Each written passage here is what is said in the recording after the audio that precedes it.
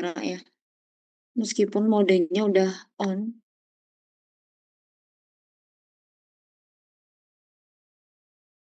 Ini ada yang masuk kampus, ini ada yang berdua-berdua nih.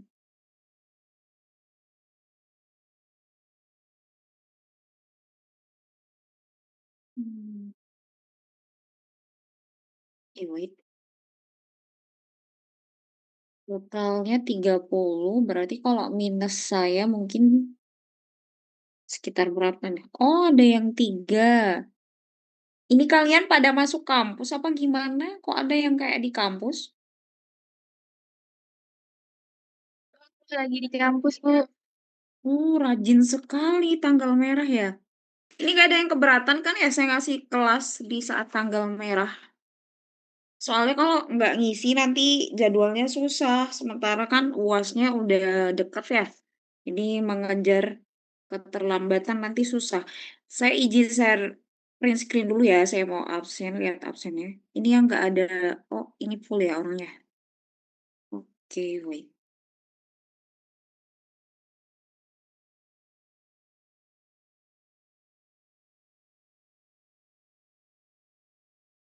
Mmm,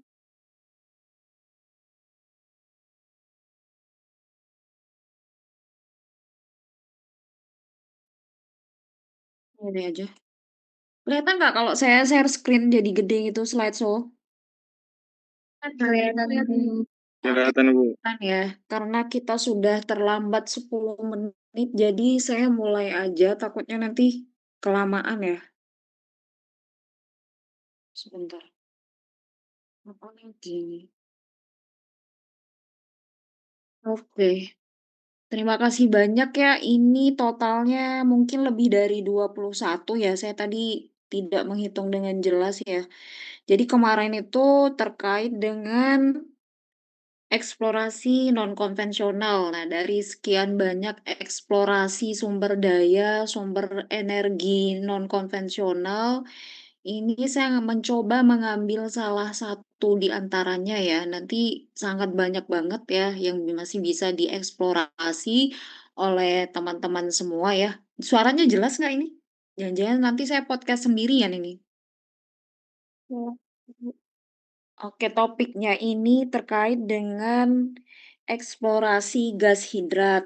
Nah, mungkin pernah ada yang dengar nggak dari sekian banyak peserta di sini tentang eksplorasi gas hidrat? Atau baru pertama kali mendengarkan? Kalau sepi berarti belum ya? Nah, saya anggap belum dan saya juga mungkin tidak bisa dibilang expert, tapi sama-sama belajar terkait topik ini kembali ya. Nah, jadi di sini kenapa kita penting sekali belajar tentang gas hidrat ya. Sementara kan banyak banget tuh energi-energi sumber daya mineral lain yang bersifat non konvensional juga. Ya, jadi ada beberapa poin ya yang perlu dicatat ya. Untuk sementara seperti biasa slide-nya tidak langsung saya bagikan, jadi jika ada yang benar-benar penting silakan dicatat, mungkin slide-nya nanti di mendekati UAS ya.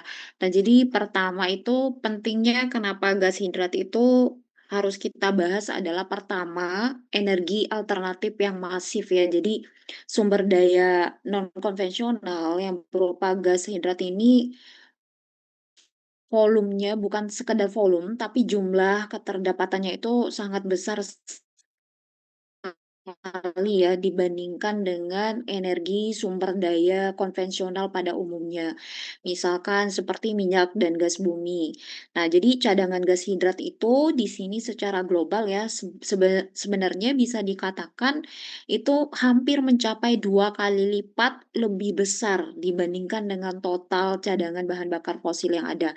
Bahan bakar fosil yang ada itu maksudnya adalah minyak dan gas bumi atau migas ya, karena itu merupakan sumber daya fosil yang terbentuk dari mikroorganisme yang terbenam puluhan ribu tahun yang lalu. Nah, kemudian pentingnya yang kedua adalah terkait dalam hal krisis iklim dan lingkungan ya. Jadi, jika pemanasan global ya, biasanya suhu lautan naik. Nah, sehingga akan terjadi ketidakstabilan ya antara komponen-komponen yang ada di atas dan di bawah permukaan bumi kita. Sehingga dari adanya komponen gas hidrat ini tentunya nanti bisa melepaskan ya gas atau molekul ke atmosfer sehingga dapat mempercepat perubahan iklim. Nah, selain itu juga ada terkait dengan keselamatan pengeboran. Nah, ternyata komponen gas hidrat sendiri itu di industri migas ya, gas hidrat itu tidak terkontrol juga jumlahnya. Nah, ternyata di mana kita bisa lihat gas hidrat itu? Ternyata ada juga muncul di dalam pipa ya, pipa pengeboran atau di formasi sumur yang sudah dieksplorasi sehingga bisa menyebabkan penyumbatan. Alih-alih juga nanti bisa menyebabkan ledakan ya, ya seperti yang sering kita lihat baik di majalah, kemudian di gambar, ataupun di beberapa kasus-kasus yang sudah banyak diberitakan seperti itu. Nah, jadi tidak hanya sebenarnya memberikan keuntungan, tapi juga bisa merugikan ya, makanya gas hidrat ini perlu kita pahami. Nah, selain itu juga ada stabilitas geoteknik ya. Jadi pencairan gas hidrat sendiri itu secara alami ternyata juga bisa memicu longsor bawah laut ya yang berpotensi menimbulkan tsunami. Jadi gempa di bawah laut ya akibat adanya gunung api bawah laut tidak hanya bisa menimbulkan tsunami, tapi ternyata dari sisi yang berbeda gas hidrat juga bisa ya menyebabkan, berbagai jenis bencana-bencana lain yang ada di bawah permukaan. Nah, kemudian di sini kita akan coba membahas sebenarnya apa sih gas hidrat itu ya. Nah, di sini di sampingnya udah ada beberapa molekul-molekul ya. Jadi sebenarnya gas hidrat itu yang ini nih, jadi di bawah permukaan itu modelnya seperti ini. Ya, jadi awalnya dia terbentuk dari suatu material padat ya, di mana material padat ini banyak sekali komponen-komponennya. Komponennya itu tersusun dari ada water ya, ada air, kemudian ada gas juga yang terperangkap nantinya di dalam kristal hidrat ya namanya. Nah, molekul ini umumnya disebut dengan metana atau mungkin kalau yang suka belajar kimia masih ingat rumus molekul CH4. Ya, jadi adanya peristiwa terjebaknya ya antara molekul air dan gas di dalam suatu struktur sehingga membentuk padatan kristal seperti ini. Nah, terus ini yang bagian-bagian atas ini apa? Ini adalah salah satu kenampakan mikroorganisme ya, molekul-molekul lain atau material lain yang membantu proses pembentukan pengendapan dari gas hidrat itu sendiri. Nah, kalau digambarkan dalam bentuk molekul kimia mungkin kurang lebih bentukan susunan molekulnya bakal seperti ini ya. Jadi gas molekul itu akan terjebak di antara komponen-komponen molekul-molekul water yang atau air yang ada di bawah permukaan. Sehingga kalau semakin lama tekanannya meningkat, suhunya meningkat, tentunya juga akan mempengaruhi proses pembentukan gas hidrat itu sendiri ya. Nah, contoh di bawah ini juga ada nih saya ambil dari beberapa sumber ya, random di internet. Nah, ini mungkin penampakan di bawah permukaan ya. Jadi gas hidrat itu modelnya seperti yang ada gambar-gambar yang ada di bawah bagian bawah 2 ini. Nah, kemudian sejarah penemuan gas hidrat. Jadi, gas hidrat itu sebenarnya sudah ditemukan cukup lama ya, dari akhir abad ke-18 sampai dengan abad ke-20 tuh. Iya, itu di mana di sini penemuan pertamanya itu setelah dilakukan beberapa proses, percobaan ya, dari eksperimen-eksperimen yang dilakukan oleh beberapa ahli, dari tahun 1778 sampai dengan akhir tahun 1890. Dan tentunya dari setiap, perubahan periode ini, itu dilakukan oleh ahli-ahli yang berbeda ya, sehingga pada awal abad ke-20 itu sudah mulai ada indikasi ya sebenarnya terkait dengan penemuan gas hidrat.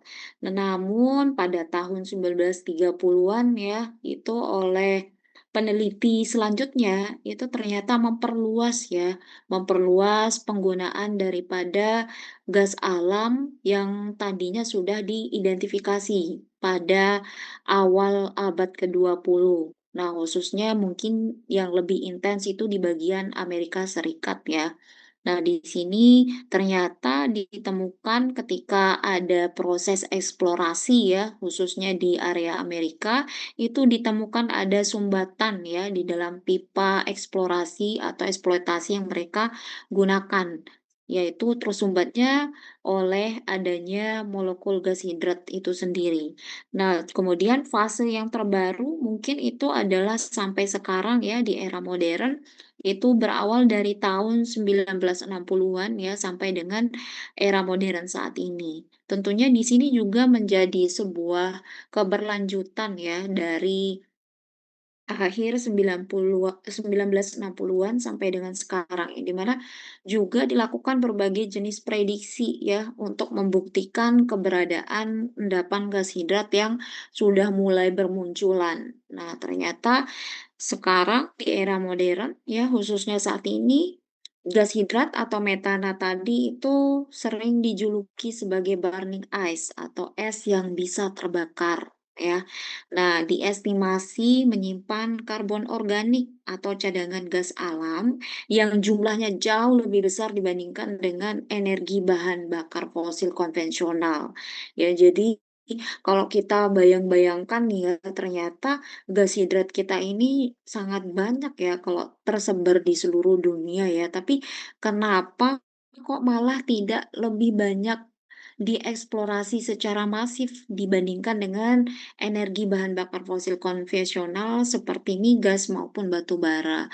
Nah, itu juga ada salah satu alasannya ya, kenapa sampai saat ini hanya bisa sampai tahap eksplorasi, tapi tidak dilakukan eksploitasi secara masif. Nah, selain itu ada proses pembentukan gas hidrat. Nah, sebenarnya saya mau menunjukkan video ya, tapi videonya sampai saat ini masih error tadi, jadi saya belum sempat untuk menaruh link di sini untuk bisa ditonton. Jadi sementara saya mencoba menampilkan gambar. Jadi gambar di sebelah kiri ini adalah salah satu proses pembentukan dan di mana sebenarnya gas hidrat itu bermula ya. Jadi di bawah permukaan ini ada tersusun dari berbagai komponen sedimen ya, sedimen, kemudian sedimen-sedimen itu tentunya juga tersusun oleh berbagai jenis mikroorganisme ya, yang ada di bawah permukaan yang terus terendapkan selama ratusan bahkan puluhan ratusan tahun ya, sehingga di sini itu bisa terjadi pengendapan ya, sehingga nanti dari pengendapan-pengendapan itu bisa saja terbentuk adanya molekul-molekul yang membentuk formasi batuan, yang di mana nanti formasi batuan itulah yang bisa memicu adanya sumber atau source rock dari gas hidrat itu sendiri. Nah, di sini bisa dilihat nih dari batas sea level yang paling bawah ini ya bedrock-nya sudah kelihatan banyak sekali beberapa jenis-jenis molekul yang ada di bawah permukaan, khususnya di bagian bawah banget yang bedrock-nya, ini sudah ada berbagai jenis molekul ya yang dipengaruhi oleh beberapa crack juga. Crack-crack seperti ini juga sebenarnya menjadi salah satu indikasi ya bahwa nanti ke depannya itu bagaimana kita bisa mengidentifikasi bahwa, oh di sana ada migas, oh di sana ada gas hidrat, seperti itu. Karena kalau tidak ada crack, maka suatu anomali hidrokarbon ataupun reservoir di bawah permukaan tidak akan cukup mudah untuk diidentifikasi ya, seperti itu. Nah, kemudian gas hidrat sendiri itu merupakan hasil dari peluruhan ya, zat-zat organik di bawah dasar laut ya. Yang di mana di sini biasa kita kenal dari bakteri metanogenik ya, atau senyawa air dan karbon dioksida. Jadi prosesnya ini cukup lama ya, berlangsung selama ribuan hingga jutaan tahun. Nah, gas hidrat sendiri di sini itu ditemukan paling banyak itu di daerah kutub utara ya, dan sedimen laut dalam khususnya. Jadi jarang sekali ada di sedimen laut dangkal, lebih cenderung banyak di sedimen laut dalam. Nah, Tentunya di sini variabel-variabel apa aja sih yang membentuk terjadinya gas hidrat itu sendiri. Itu ada beberapa poin ya, poin pentingnya itu adalah temperatur ya, suhu, kemudian ada pore pressure atau tekanan porinya bagaimana, kemudian ada gas chemistry dari suatu formasi juga, kemudian ada salinitas dari pori pori airnya, kemudian kehadiran gas dan air juga penting, kemudian jalur migrasinya, serta adanya batuan reservoir dan sills atau penutup ya. Jadi kalau sudah ada batuan reservoir, tentunya nanti juga dibutuhkan batuan penudung atau batuan penutup. Kurang lebih seperti itu, tapi gambar tidak bisa memberikan simulasi yang lebih detail ya, cuma memberikan suatu simulasi gambar yang akan memberikan arahan dari mana gas hidrat itu bermula. Nah, ini yang selanjutnya ada kondisi sebarannya ya. Jadi sebenarnya kalau kita perhatikan, di sini relatif singkat ya. Jadi gas hidrat itu adalah salah satu aspek yang sangat menarik jika dibandingkan dengan migas ya. Hal ini diakibatkan oleh faktor sumber gasnya yang berasal dari gas biogenik ya. Selain itu faktor menarik lainnya itu keterdapatan gas hidrat ini sangat masif di seluruh belahan dunia. Ya jadi bisa lebih besar dari 164 kali lipat gas konvensional yang kita punya, seperti itu. Nah, kemudian di sini, sebelah kanan itu ada gambar bentangan ya, distribusi dari gas hidrat ya yang ada di sekitaran area laut dalam ya, atau biasa kita kenal dengan zona permafrost yang lebih besar dari 500 meter di bawah permukaan. Ya, jadi di laut dalam itu lebih besar dari 500 meter. Nah, jadi secara umum sebenarnya, keterdapatan Drat ini menjadi suatu aspek yang baik ya, khususnya melalui aspek geologi dan geofisika ya. Khususnya di Indonesia juga supaya adanya perkembangan teknologi ya untuk produksi gas hidrat yang masih belum dilakukan secara komersial ya. Dan kemungkinan juga untuk pengembangan gas hidrat ini tidak serta-merta akan secepat produksi bahan bakar fosil atau konvensional ya, karena tentunya gas hidrat ini adalah sesuatu yang kompleks, karena keterdapatannya yang cukup dalam juga, kemudian berbagai teknologi yang harus sangat canggih ya, inovasi-inovasinya juga sangat diperlukan supaya bisa memenuhi indikator untuk eksploitasi gas hidrat ini. Nah, ini contoh sebarannya. Jadi di area sebaran ini sudah banyak sekali nih untuk yang, dari area warna biru ya. Jadi zone thickness itu maksudnya adalah zona ketebalan ya. Jadi bermula dari warna biru, biru tua sampai dengan warna merah. Jadi kalau warnanya biru tua sampai dengan biru muda ini tebalnya masih bisa dikatakan cukup tipis ya, tapi kalau sudah memasuki dari kuning hingga ke merah berarti zona kestabilitasan gas hidrat yang terdapat itu cukup tebal di beberapa area.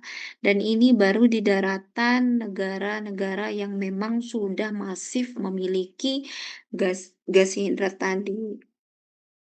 Nah, ini juga ada distribusi dari, gas hidrat yang ada di dunia juga ya. Jadi ini dari sumber Van Volden ya tahun 98 ya, sudah cukup tua sekali ini umurnya ya. Jadi ini saya ambil dari salah satu buku yang diterbitkan. Nah, kemudian di sini terlihat bahwa ternyata memang cadangan gas hidrat kita itu cukup banyak ya, kalau kita mengeneralisir dari beberapa perbandingan-perbandingan gas konvensional lainnya. Entah itu dari fosil, kemudian dari soil, kemudian dari dissolved water, kemudian biota daratan juga, dan juga ada peat serta detrial atmosfer marine biota ya. Jadi sebenarnya proporsi gas hidrat itu ternyata masih lebih dominan. Nah, cadangan gas hidrat sendiri di sini itu yang terdapat di Indonesia itu tersebar merata ya, dari laut barat hingga bagian timur Indonesia ya, dari bagian barat Sumatera Utara, kemudian Selat Sunda, Selat Makassar, perairan utara Manado, sampai dengan perairan Maluku dan Papua. Nah, gas hidrat ini diperkirakan ya memiliki total cadangan sebesar 3.000 TCF ya, 3.000 miliar kaki kubik. Dan itu kita bisa bayangkan sangat banyak sekali ya yang sudah tersebar meluas di seluruh daratan pulau-pulau dari Sabang sampai Merauke. Ya, jadi bisa terlihat. Jadi tidak cuma ada di belahan dunia lain, tapi ternyata di Indonesia kita juga punya ya, punya prospek gas hidrat yang masih terlihat ya.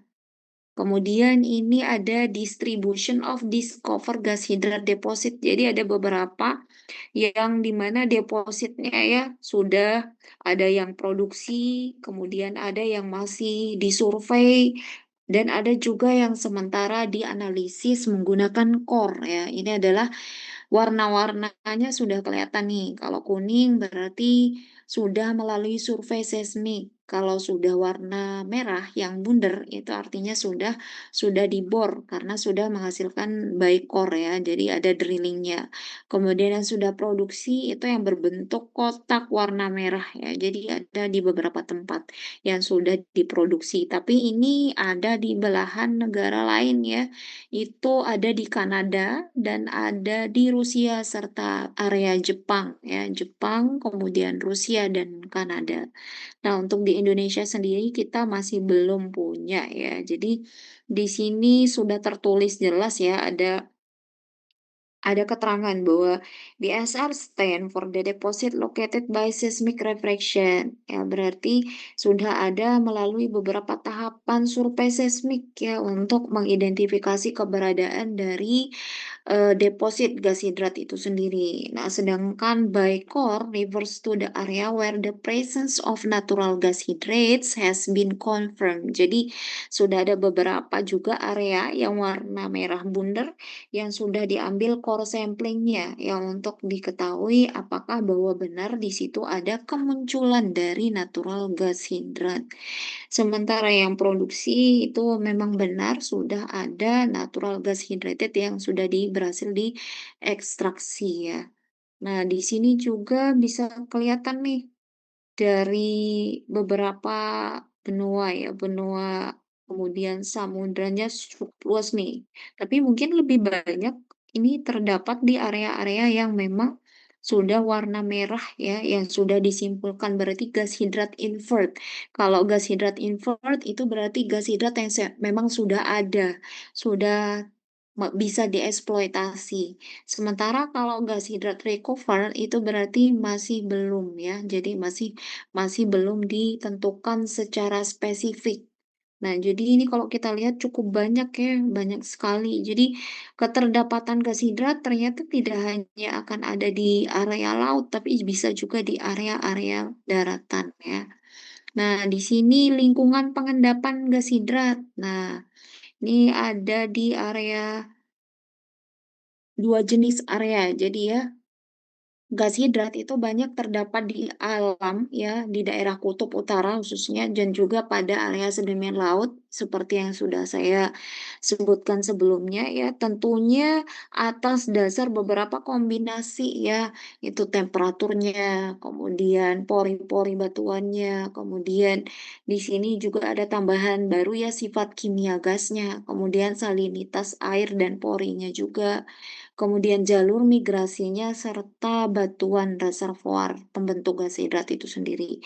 Ya, jadi di sini ada dua jenis lokasi lingkungan pembentukan gas hidrat ya. Jadi ada lingkungan oseanik atau biasa kita kenal dengan sedimen laut dalam. Dan yang kedua itu adalah lingkungan permafrost ya, atau biasa kita kenal dengan daratan kutub. Nah, kalau di sini mungkin di area sini, jadi permafrostnya ada di area lebih atas. Sementara kalau sedimen laut dalam ini sudah termasuk dari 500 meter ini sampai dengan ke bawah ya, jadi cukup dalam. Jadi areanya sudah bisa kelihatan ya. Ini gambarnya adalah gambar simulasi ya untuk memberikan, gambaran bahwa ternyata area laut dalam itu segini loh. Jadi area permafrost juga seperti ini. Nah, jadi dari 2 jenis lingkungan pengendapan inilah tempat awal mula pembentukan gas hidrat ya. Tentunya di bawah sini itu akan dipengaruhi oleh beberapa parameter tadi yang sempat kita tunjukin di slide berapa tadi itu ya, slide yang sebelumnya yang tentunya dipengaruhi oleh temperatur, kemudian salinitas, tekanan pori, dan seterusnya.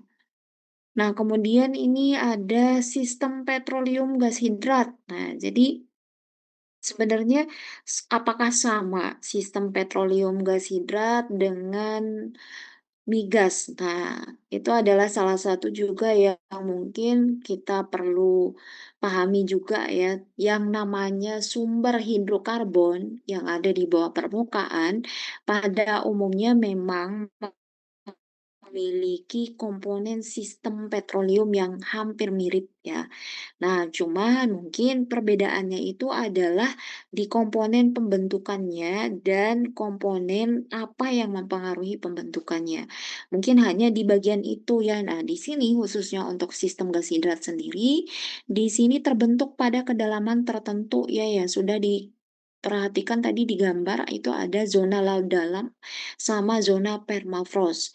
Nah, di mana gradien tekanan dan suhu air pada kondisi yang dingin dan bertekanan tinggi. Nah, kemudian sumber gasnya sebagian besar berasal dari gas metana atau CH4 tadi, yang berasal dari aktivitas mikroorganisme atau mikroba sedimen atau termogenik ya dari reservoir migas yang bermigrasi ke atas. Jadi umumnya reservoirnya mirip sama reservoir migas ya. Kemudian ada proses kristalisasi ya, molekul gas terperangkap di dalam struktur ya, struktur molekul dari molekul air tadi sehingga membentuk struktur padatan kristal seperti di awal slide tadi yang ada gambar kristal. Nah, jadi umumnya komponen sistem yang kita perlukan, yang perlu kita ingat itu adalah source gasnya ya, batuannya, batuan induk yang memproduksi, kemudian arah dari migrasinya gimana, kemudian sedimen reservoirnya, kemudian penutup ya, batuan penutupnya apa, dan stabilitas zonnya itu di area mana. Nah, mungkin hal-hal seperti itu yang menjadi salah satu concern dalam pembelajaran sistem gas hidrat. Nah, ini ada metode eksplorasi gas hidrat. Nah, umumnya untuk eksplorasi gas hidrat itu sama ya seperti kita melakukan eksplorasi untuk sumber daya konvensional lainnya ya. Jadi tahapannya masih mirip dan masih bisa dikatakan hampir sama ya, dari yang pertama itu ada studi regional, kemudian survei geofisika, kemudian ada pengeboran, kemudian ada lodging, kemudian ada analisis laboratoriumnya, hingga dilakukan estimasi sumber daya. Tentunya dari setiap tahapan ini juga akan dilakukan oleh orang-orang dan ahli-ahli yang berbeda dengan cara dan metode yang berbeda juga. Karena setiap tahapan itu sudah berbeda-berbeda ini ya, keahlian. Jadi tentunya dari 1 sampai 6 itu akan ditekuni oleh bidang-bidang tertentu. Nah, ini adalah salah satu metode geofisika yang coba diaplikasikan untuk identifikasi gas hidrat. Salah satunya itu adalah metode seismik. Nah, metode seismik sendiri itu di sini ada 2 jenis ya, ada metode seismik refraksi dan metode seismik refleksi. Nah, masing-masing metode seismik ini berbeda ya. Kalau metode seismik refraksi itu biasanya untuk survei dangkal ya. Kemudian kalau metode seismik refleksi itu adalah metode seismik untuk survei dalam ya. Jadi bedanya di situ. Nah, kemudian seismik refleksi di sini itu tujuannya adalah untuk mencari bottom simulating reflektor. atau yang biasa kita kenal dengan BSR. BSR tadi sudah pernah dilihat di beberapa gambar ya, gambar-gambar yang sudah tadi dilakukan survei. Nah, contohnya yang warna kuning ya, sudah dilakukan survei seismik ya untuk menemukan bottom simulation reflection yang di bagian bawahnya ya, yang warna kuning. Nah, itu adalah salah satu aplikatif yang dihasilkan dari penggunaan metode seismik. Nah, kemudian dilanjutkan dengan analisis well log ya, serta pengambilan inti bor untuk validasi. Ya, jadi dari ketiga cara ini diharapkan untuk bisa mengidentifikasi, memvalidasi gas hidrat yang ada di suatu area. Nah, untuk survei seismik sendiri ini tentunya adalah metode umum ya, metode umum yang paling utama untuk memetakan keberadaan gas hidrat di bawah permukaan, khususnya di area dasar laut ya. Dan sudah sangat umum sekali digunakan kalau kita memetakan barang anomali ataupun hidrokarbon di bawah permukaan bumi yang relatif sangat dalam, itu umumnya kita menggunakan teknologi seismik refleksi ya. Berbeda dengan metode-metode geofisika aplikatif lain seperti graviti, kemudian magnetik, kemudian seismik refraksi, kemudian geolistrik, elektromagnetik dan seterusnya itu biasanya lebih banyak diaplikasikan untuk survei yang lebih dangkal ya, untuk survei pendahuluan. Nah, karena mereka juga teknologi seismik yang saya sebutkan tadi relatif lebih murah ya, lebih cost-nya lebih rendah ya, jadi lebih banyak diaplikasikan sebelum benar-benar diterapkan metode seismik refleksi yang memiliki highly cost dalam proses eksplorasi. Nah, di sini seismik refleksi itu menggunakan gelombang akustik ya. Kalau kelas angkatan ini udah pernah ngambil mata kuliah ini nggak ya, seismik refleksi? Belum ya? Belum Ibu. Belum.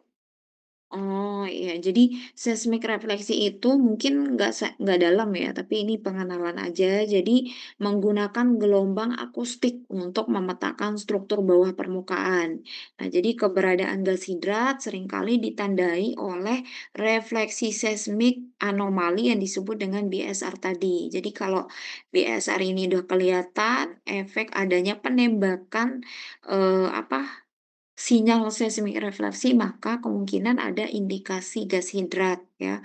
Umumnya di sini BSR adalah refleksi yang sejajar dengan topografi dasar laut dan menandai batas zona stabilitas gas hidrat dengan zona yang gas bebas di bawahnya. Nah, mungkin ini salah satu contohnya ya. Jadi di bawah permukaan ya, meskipun laut yang kalian lihat cukup luas, di bawah permukaan laut itu ada sedimen, ada bedrock ya, ada lantai dasar laut ya. Jadi di lantai dasar laut itulah semua barang ya yang bersifat migas, karbonhidrat dan lain-lain itu bisa terendapkan.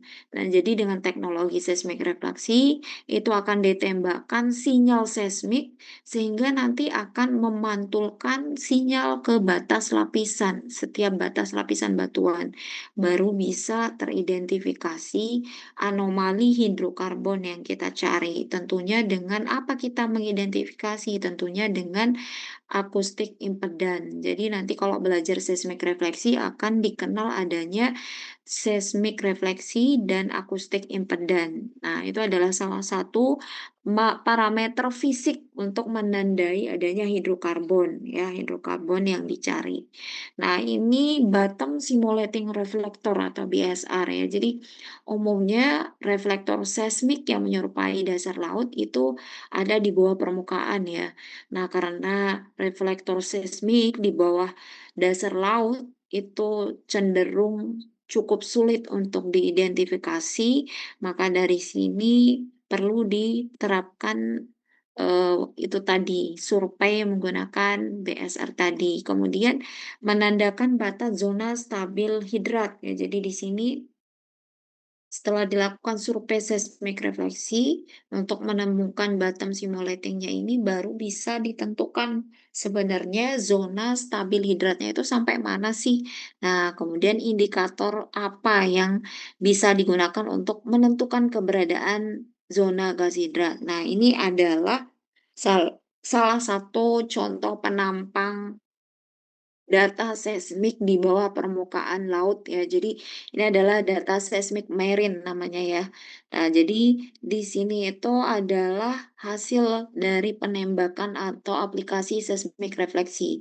Nah, ini nanti ada berbagai jenis filtering. Jadi ada filteringnya, baru bisa kelihatan zona-zona clear-nya yang mana yang akan diinterpretasi.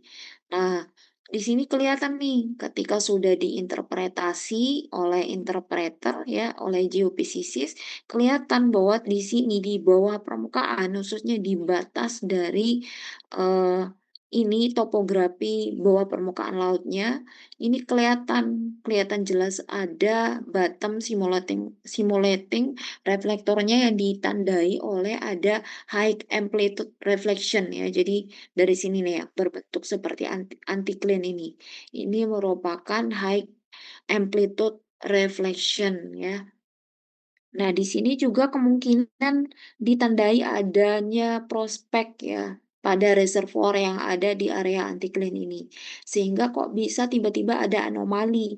Padahal kan kalau kita perhatikan di bagian paling atas ini juga memiliki high amplitude reflection, tapi berbeda dengan yang bagian bawah. Karena kalau di sini nanti proses migrasi, kemudian proses eh, batuan penutup dan kawan-kawan itu lebih tidak optimal, sehingga kalau kita perhatikan ketika ada jebakan, itu kita harus jeli melihat ketika ada sesuatu barang di bawah permukaan yang memiliki high amplitude reflection berarti ada sesuatu anomali.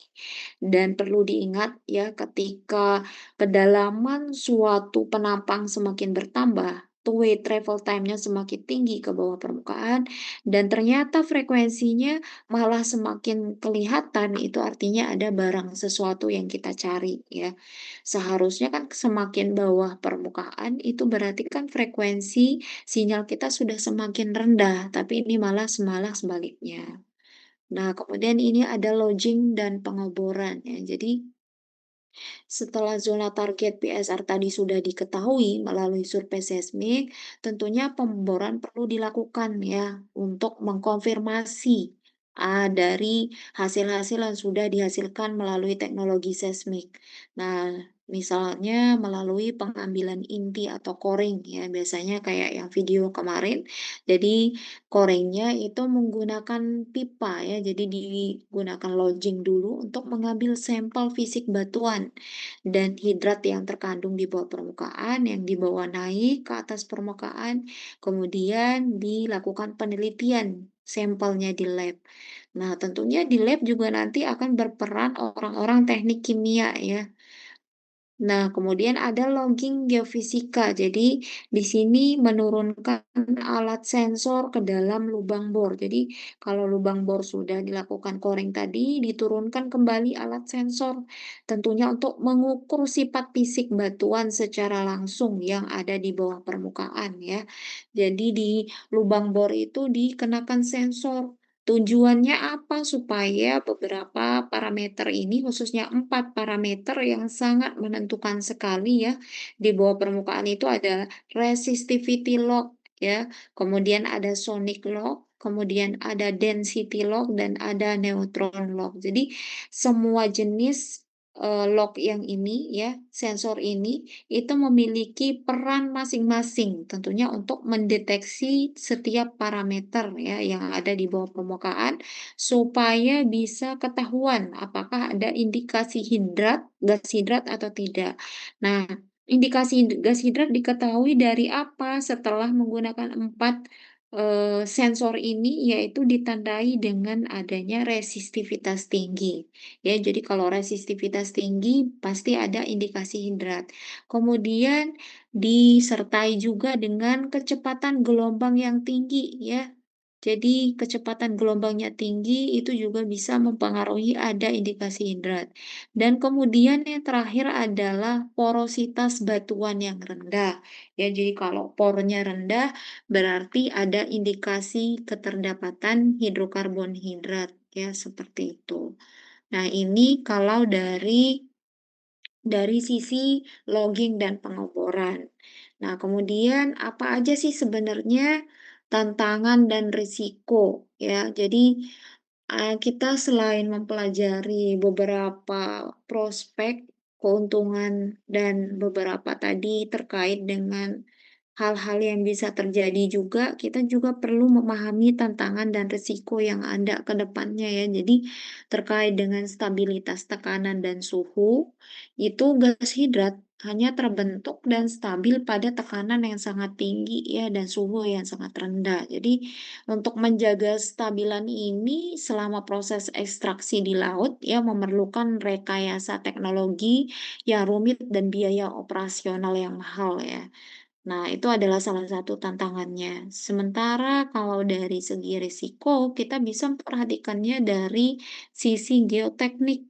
Ya, ternyata menambang atau mengekstraksi gas hidrat itu ternyata dapat memicu ketidakstabilan sedimen dasar laut ya yang berpotensi untuk menyebabkan longsor di bawah air, sehingga merusak infrastruktur pengeboran, ya. Jadi, kemudian ada juga terkait dengan masalah flow assurance, ya. Jadi, umumnya di industri migas, ya, gas hidrat itu sering dianggap sebagai, suatu gangguan, ya, suatu yang menghalang, gitu. Jadi, jika terbentuk secara tidak sengaja di pipa alir, kristal hidrat ini dapat menyumbat atau merusak pipa ya, sehingga memerlukan penggunaan bahan kimia untuk mencegah ya secara terus-menerus supaya tidak terus menyumbat ya, kurang lebih seperti itu. Nah, kemudian mungkin ini risiko lingkungan dan iklimnya ya. Kalau dari segi lingkungan dan iklim mungkin itu terhadap pelepasan gas rumah kaca. Jadi CH4-nya ya, metananya dari gas hidrat ini sendiri itu adalah berefek kuat pada gas rumah kaca ya. Yang mana jika gas hidrat di dasar laut itu mencair, itu akan mengakibatkan pemanasan global. Sehingga metana inilah yang terlepas ke atmosfer untuk mempercepat pemanasan global. Jadi pengaruhnya itu sangat besar sekali. Kemudian kalau kita perhatikan dari dampak ekosistem laut, jadi ternyata pelepasan CH4 atau metana dalam jumlah yang sangat besar ya, itu bisa mengubah tingkat keasaman atau pH dan kadar oksigen air laut ya, sehingga berdampak buruk pada biota air laut. Nah, itu adalah salah satu risiko lingkungan yang diprediksi jika skala keterdapatan atau eksploitasi daripada gas hidrat ini cukup masif. Nah, bagaimana dengan tantangan dan bahaya eksploitasi? Nah, ini kalau dari bahaya eksploitasi sendiri itu bisa kita perhatikan dari adanya bencana geoteknik dan longsor ya. Jadi menambang atau mengekstraksi gas hidrat sendiri ya dari sedimen dasar laut itu ternyata merusak kestabilan lereng di bawah permukaan laut sehingga tidak menutup kemungkinan sebenarnya itu bisa saja menimbulkan longsor bawah laut ya, sehingga bisa merusak berbagai jenis alat-alat yang sudah dipasang atau digunakan untuk mengeksploitasi hidrokarbon lainnya. Nah, ini mungkin slide yang bisa saya sampaikan ya, cukup cukup sampai situ aja. Jadi selama beberapa menit ini saya menjelaskan itu semoga ada yang masuk ya dari beberapa slide itu.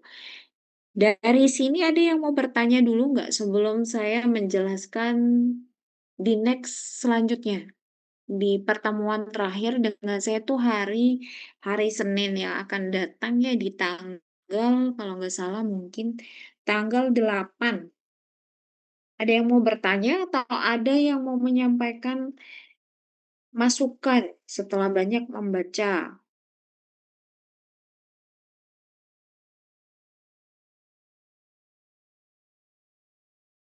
Nggak ada? Kan saya belum ada, Bu. Belum ada, oke. Nah, ini dari 22 peserta ya, karena minggu depan itu adalah minggu terakhir saya masuk, kemudian akan diganti oleh dosen selanjutnya. Jadi minggu depan itu saya punya tugas ya, ini mungkin nanti bisa di-screenshot ya. Jadi, topik selanjutnya itu di yang terakhir itu adalah terkait dengan ekonomi proyek eksplorasi ya. Jadi, selama 2 kali pertemuan kita ini, kita sudah membahas terkait dengan energi non-konvensional atau sumber daya mineral non-konvensional, atau bisa juga disebut dengan hidrokarbon non-konvensional.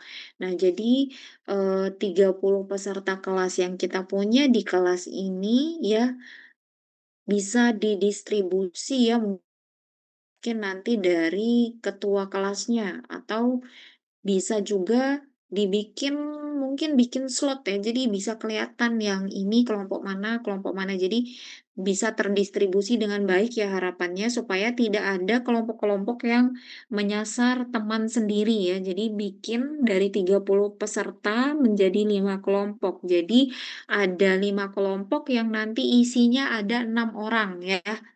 Nah, dari 6 orang ini nanti masing-masing kelompok akan menentukan artikel ya, artikel yang sudah saya jelaskan di sini dengan jelas. Artikelnya itu bisa berbahasa Indonesia ataupun berbahasa Inggris, tapi di sini saya tekankan lebih baik menggunakan paper berbahasa Inggris ya. Papernya bisa dicari dengan luas ya, ada di Science Direct atau di ResearchGate atau di SEG atau apapun itu webnya. Silakan dicari dengan ketentuan bahwa artikel atau paper yang dikumpulkan oleh masing-masing kelompok itu terindeks ini ya, Scopus bisa Q1, Q2, atau Q3. Dan kalau misalkan ini papernya nasional ya, itu minimal Sinta 1 atau Sinta 2 ya. Dan topiknya tentang apa? Topiknya itu terkait dengan hidrokarbon atau sumber daya non-konvensional. Jadi kelima kelompok tidak boleh memiliki topik yang sama. Jadi yang saya jelaskan tadi itu adalah salah satunya gas hidrat. Nanti bisa saja dari 5 kelompok ini menentukan topik non-konvensional atau barang non-konvensional yang berbeda-beda ya, seperti itu. Jadi jangan ada yang sama, kemudian dari setiap paper itu nanti dibuat ringkasannya per kelompok ya, dibuat per kelompok, kemudian di-print out paper aslinya dibawa ke saya pada tanggal 7 Juni ya. Jadi H-1 sebelum presentasi di kelas. Jadi karena kita punya kelas itu sekitar 100 menit, jadi cukup ya 5 kelompok dibagi ke dalam 100 menit. Jadi masing-masing kelompok akan presentasi ya di hari Senin tanggal 8 Juni 2026. Jadi sudah saya tuliskan di sini, jadi masing-masing nanti memiliki bobot ya. Jadi presentasi itu adalah kuis yang saya hitung sebagai kuis dan tugas ya. Jadi di sini sorry saya tak salah tulis, di sini 50 poin dan di sini 50 poin. Jadi totalnya ada 100 poin. Ya, jadi selama kalian presentasi yang saya nilai itu bukan per kelompoknya ya, tapi per masing-masing individu. Jadi saya sarankan dalam satu artikel itu dibagi ke masing-masing orang yang sebanyak 6 orang tadi. Jadi setiap orang akan mendapatkan masing-masing tugasnya.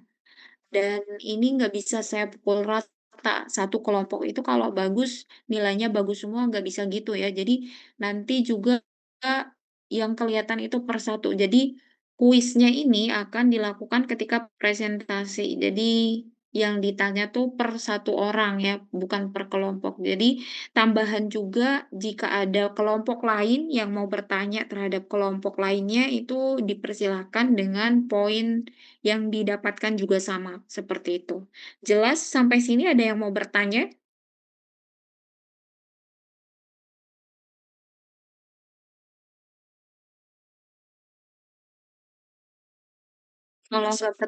Kalau nggak bertanya berarti sudah paham ya? Atau gimana?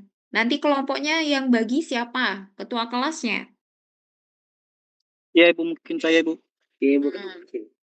Nanti bagi sendiri ya, terus nanti usahakan itu distribusi. Di sini kalau nggak salah itu ada senior ya, senior. Ada beberapa senior yang saya lihat masuk kuliah di sini juga. Nah, itu nanti dibagi juga biar rata. Nah, kalau perlu itu satu kelompok isinya 6 orang ya. Jadi karena ada 5 kelompok. Dan untuk 100 menit, satu kelompok itu cukup kurang lebih 15 menit sampai maksimum 20 menit. Jadi harus dibagi dengan benar. Dan bisa jadi ini nanti poinnya cukup besar ya. Jadi harapan saya karena mungkin dari beberapa kelas yang sudah dilalui di Bu Santi juga kan penilaiannya nanti digabung ya. Jadi saya harap dari sini bisa sama-sama belajar. Jadi setiap kelompok bisa bertanya kelompok lain dan semakin banyak yang kalian pelajari, semakin banyak wawasan dan pengetahuan yang kalian dapat. Kayak gitu. Slide yang tadi sudah di-screenshot belum yang bagian akhir? Sudah Ibu. Sudah, oh. Nanti mungkin pembagiannya dari Yohanes ya, atau kalian sama-sama lah bikin kayak orang arisan ya. Kalau sekarang kan udah ada itu tuh, aplikasi yang udah bisa bikin kelompok atau grouping gitu. Jadi nanti lebih gampang ya, supaya terdistribusi. Ada lagi yang mau ditanyakan sebelum saya tutup dan kita berjumpa di tanggal 8 Juni ya? Nggak ada? Sepi semua karena ini kalian ngampus dalam rangka apa? Tadi ada kuliah?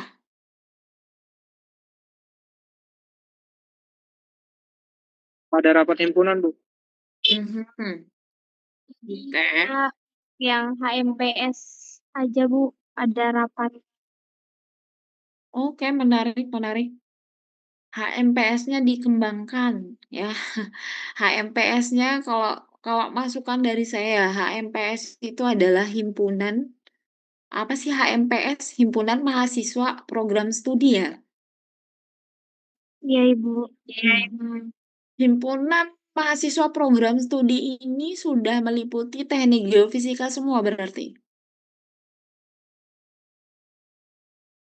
Iya Ibu. Iya. Di sini berarti ada ketua HMPS-nya ya? Apa nggak ada di sini?